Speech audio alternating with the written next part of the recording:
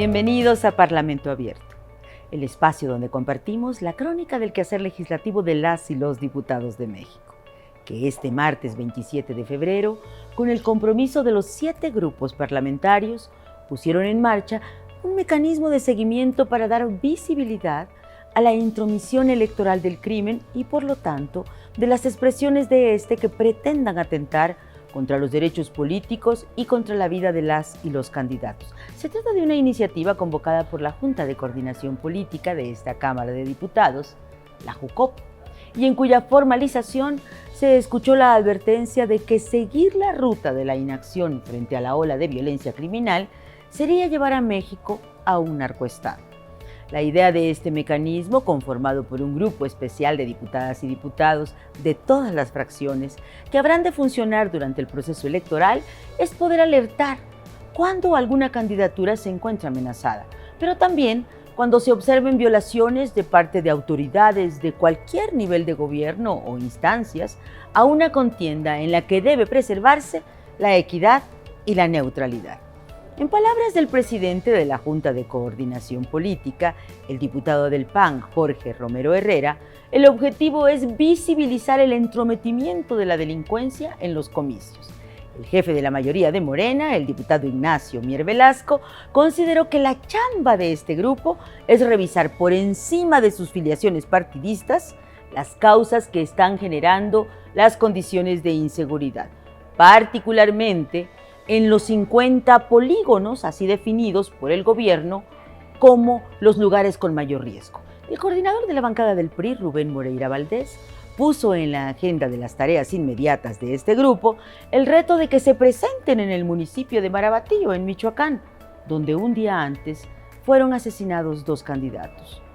Presentarse con el propósito, dijo, de hablar con las autoridades y pronunciarse por la justicia y por la aplicación de la cárcel a los asesinos, reclamando elecciones libres ahí y en los municipios de Guerrero como Taxco, donde se han presentado situaciones de riesgo. Vamos a la crónica de esa instalación. La Junta de Coordinación Política de la Cámara de Diputados llevó a cabo este martes 27 de febrero la instalación del Grupo de Trabajo para el Seguimiento al Proceso Electoral, que se circunscribirá a la observación y supervisión del desarrollo de las etapas que comprenden el proceso electoral federal y concurrentes 2023-2024. Al respecto, las y los diputados dieron sus posicionamientos. Y la intención de este grupo de trabajo no solamente es exhibir, es ver cómo ayudamos para poder evitarlo. Primero, insisto, la violencia y las amenazas que surgen a personas que están intentando participar. Se trata de defender a las mujeres y hombres que tengan una aspiración legítima y a las millones de personas que también pretenden ir a votar en paz en este país y ayudar a mantener a México como un país democrático. Yo les pido en principio, para que funcione bien, que dejemos el debate político electoral y la discrepancia normal de todo proceso guardada en las curules para el debate en el Pleno y también reservada en las manifestaciones que en lo individual nosotros expresemos para no contaminar. Son las fracciones primera y segunda del artículo 35, votar y ser votado. Y no puede convertirse la actividad política en una actividad de alto riesgo. No podemos aceptar que en nuestro país se instale la ley del voto o la vida. Lo decía el mismo Manuel Gómez Morín, mal anda la sociedad en la que las armas tienen más fuerza que los votos. Creo que en este momento hay varias cosas que tenemos que voltear a ver. La primera ya se ha señalado acá, la violencia que hay en el país. Que el pueblo decida libremente, sin una pistola en la cabeza, con la posibilidad de que pasen los candidatos casa por casa a entregar su propaganda, con la posibilidad de que no los maten. Pues resulta necesario asegurar que el proceso electoral se desarrolle no solo en condiciones de civilidad política, sino que transcurran en paz. Y si bien los poderes ejecutivo federal y locales son responsables de asegurar la integridad de las personas que salen a votar y aquellas que aspiran a un cargo de elección popular. Un proceso electoral en el que lo fundamental será garantizar la participación ciudadana. Sí, nos veremos envueltos en discursos, diría yo, dimes y diretes, pero espero que este grupo no olvide su tarea fundamental, que es de observancia, de coadyuvar y, por supuesto, cuando sea necesario hacer los señalamientos. Rechazamos enérgicamente cualquier intervencionismo gubernamental, así como cualquier intento de intercambiar beneficios sociales, privilegios o, peor aún, de amenazas o intimidaciones a cambio del voto. La violencia e inseguridad por la que atraviesa el país requiere de la intervención decidida para garantizar que la vida y la integridad física de las y los candidatos, de las y los ciudadanos, está plenamente salvaguardada por el Estado. Frente al próximo inicio del proceso electoral, que será el más grande de la historia de este país, resulta indispensable que el Estado garantice los derechos de reunión pacífica y asociación, así como las libertades de opinión y de expresión. Resulta irrenunciable que en los próximos comicios sean sometidos por el miedo y la impunidad. En la sesión ordinaria del martes 27 de febrero se presentaron 22 iniciativas de reforma en diversos temas. En el plano político electoral se habló de la segunda vuelta para el cargo de Presidencia de la República y en diversas acciones en materia de política social se propuso reducir la edad para la pensión de adultos mayores a partir de los 60 años, ampliar los comedores comunitarios en zonas de vulnerabilidad o para grupos que enfrentan situaciones de riesgo o discriminación que les impida acceder a una alimentación nutritiva. Se planteó también la urgencia de prohibir y castigar la venta de medicamentos u otros insumos para la salud a través de plataformas de comercio electrónico o redes sociales que no pertenezcan a farmacias autorizadas por la Secretaría de Salud y por la COFEPRIS. Y se presentó un decreto para aumentar penas por el delito de turismo sexual. Se expuso además la necesidad de constituir el Fondo de Apoyo para Productores por Sequía, así como considerar como violencia política contra las mujeres el robar, copiar, suprimir, sustraer, manipular y alterar imágenes, videos, audios, mensajes o información privada sin consentimiento de una mujer candidata o en funciones, así como el hackeo, espionaje, rastreo, denostación, persecución, insultos y amedrentamiento. En la sesión también se aprobó por unanimidad el dictamen en el que el artículo 4 de la Ley General de los Derechos de Niñas, Niños y Adolescentes adiciona la definición del concepto de accesibilidad para las personas con discapacidad de esta población en los aspectos de información, comunicación, transportes y demás servicios. De esta manera, se deja en claro la responsabilidad del Estado mexicano de garantizar el derecho a la educación y a la participación en actividades recreativas, deportivas, de juego y culturales, tanto en situaciones públicas como privadas, que deben abarcar la señalización, los formatos correspondientes, los intérpretes y medidas de acciones de asistencia necesarias. Vamos a la crónica de esa sesión. El martes 27 de febrero, diputadas y diputados presentaron iniciativas en temas de atención materno-infantil, segunda vuelta para el cargo de presidente de la República, pensión para adultos mayores, suspensión de cobro de peaje, Día Nacional de la Banda de Música Sinaloense de Tambora, comedores comunitarios, pago a proveedores y comercio de productos del abigeato. La diputada Marta Rosa Morales Romero presentó iniciativa que reforma y adiciona los artículos 3 y 64 bis de la Ley General de Salud, con el objetivo de fortalecer las políticas de atención materno-infantil. El Fondo de Población de las Naciones Unidas manifiesta que la mortalidad materna es la principal causa de muerte entre mujeres de edad reproductiva a nivel mundial. En México, la muerte materna es menos común en las localidades más desarrolladas. Sin embargo, en las poblaciones más pobres y con alta proporción de población indígena, sigue siendo un fenómeno frecuente. La diputada Margarita Esther Zavala Gómez del Campo presentó iniciativa que reforma y adiciona diversas disposiciones de la Constitución Política en materia de segunda vuelta para el cargo de presidente de la República. Tiene muchos factores positivos. Uno de ellos es que nos da libertad a las ciudadanas y los ciudadanos de decir lo que pensamos y lo que queremos. La segunda vuelta electoral da la oportunidad de expresar nuestro voto con el candidato o candidato que realmente queremos y después, en una segunda ronda, ponernos de acuerdo para ver quién sigue, quién guiará el rumbo de la nación. El diputado Roberto Carlos López García presentó iniciativa que reforma el artículo 4 de la Constitución Política para que las personas mayores de 60 años reciban una pensión que no podrá ser reducida y tendrá que aumentarse progresivamente conforme al ajuste anual por inflación.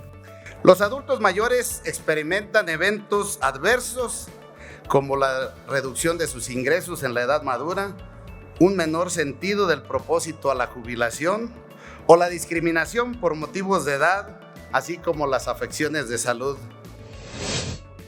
El diputado Marco Antonio Natale Gutiérrez presentó iniciativa que adiciona el artículo 19 de la Ley de Caminos, Puentes y Autotransporte Federal para suspender el cobro de peaje en carreteras, puentes y autopistas federales en caso de que la afluencia y tráfico vehicular demore en las casetas de cobro de 10 a 15 minutos.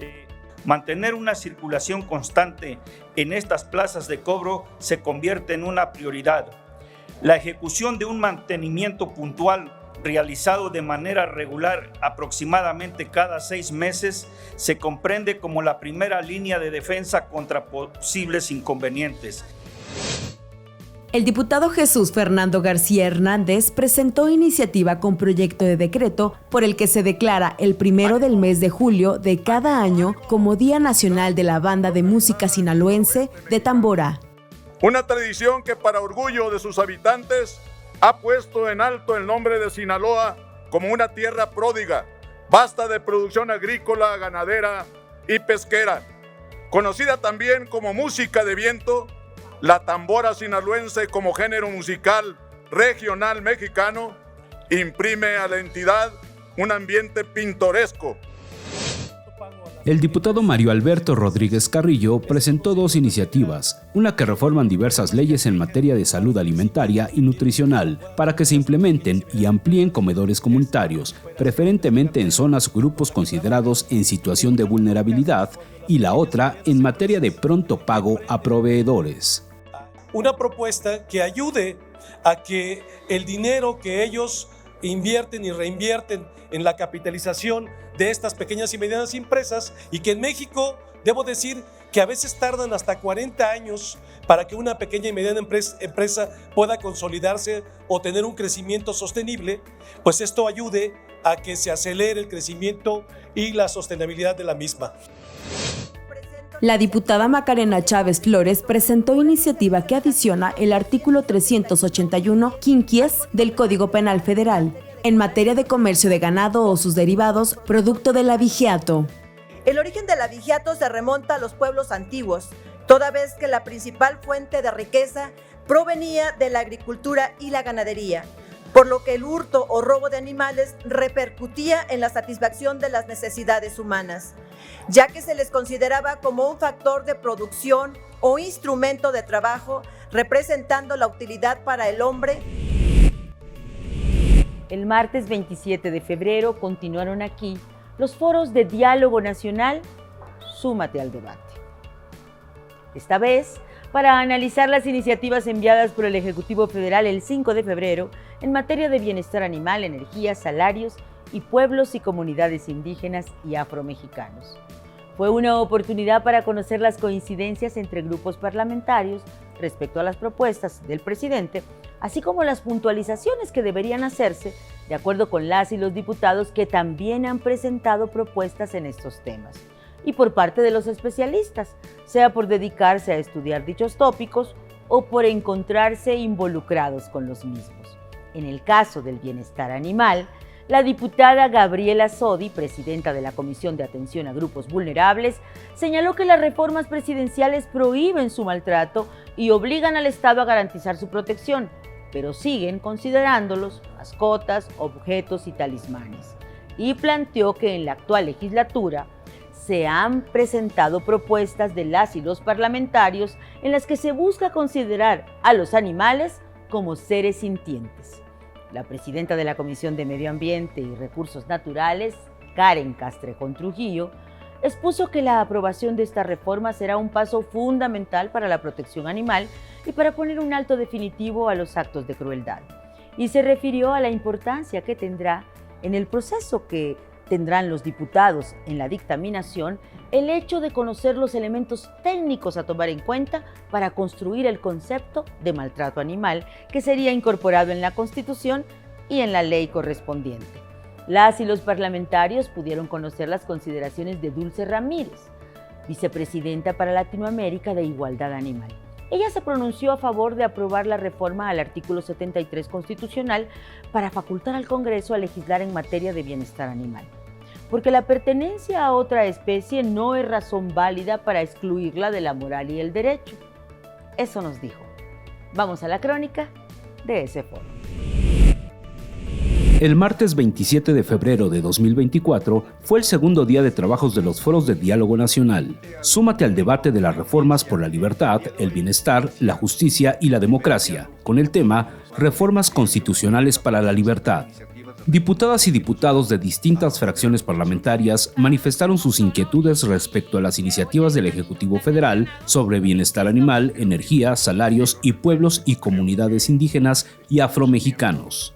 Los especialistas, Dulce Ramírez, directora ejecutiva en México y vicepresidenta para Latinoamérica de Igualdad Animal, Luis Benavides y Lisa Liturri, investigador del Centro Internacional de Prospectiva y Altos Estudios, Daniel Martínez Cunil, analista especializado en política de América Latina y el Caribe, y Juan Antonio Fernández Correa, director corporativo de Planeación Estratégica de la Comisión Federal de Electricidad, participaron en el foro organizado por la Jucopo.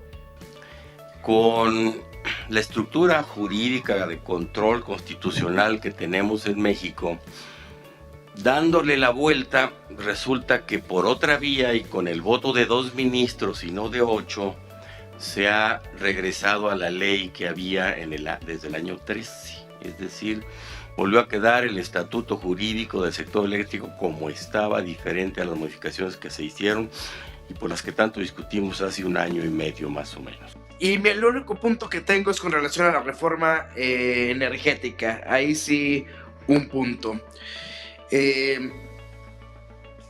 ¿Por qué quitar la facultad de adquirir la energía eléctrica al precio más económico? ¿Por qué priorizar ideologías sobre el bienestar de todos los mexicanos y que se pueda adquirir la energía que haya sido generada al mejor precio con menor costo para el contribuyente? Y a mí me toca el 2 constitucional, la gran reforma que tanto se ha luchado, se ha pedido, pero espero también que la consulta sea real a las comunidades indígenas. Son 68 pueblos originarios que existen en este país, más el pueblo afro.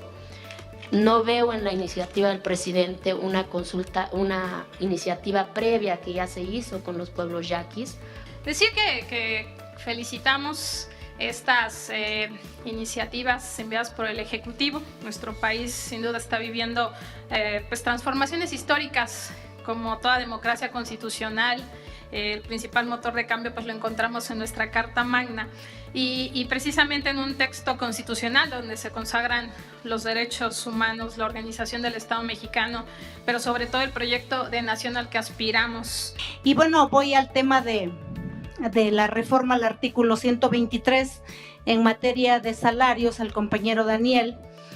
Si con esto acabaríamos con la deuda histórica que se tiene, porque nadie tampoco se ocupó en el tema de los salarios mínimos, y hoy vemos cómo el presidente de la República se ha ocupado y efectivamente hay muchas deudas en el tema de los trabajadores, porque vuelvo a repetir, nadie se ocupó en eso. ¿Cuál es el estatus jurídico de los animales en la Constitución? Nosotros insistimos en que sean seres sintientes y no vemos en nada de la iniciativa que ha sido enviada al legislativo que dejen de ser objetos, que dejen de ser mascotas, que dejen de ser talismanes. Es por esto que 8 diputados hemos insistido en el término seres sintientes.